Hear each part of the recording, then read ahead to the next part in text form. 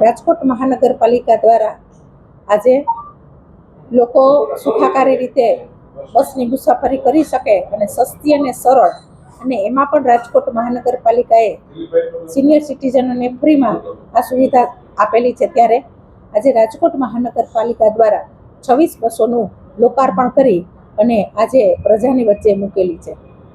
ખાસ કરીને અત્યારે કેટલી બસો કાર્યરત છે અને આ 26 બસો આવતા કેટલી બસો થશે? 26 બસોના રૂટ પણ નક્કી થઈ ગયેલા છે. એ રૂટ ઉપર આજથી જે બસો દોડવા લાગી છે.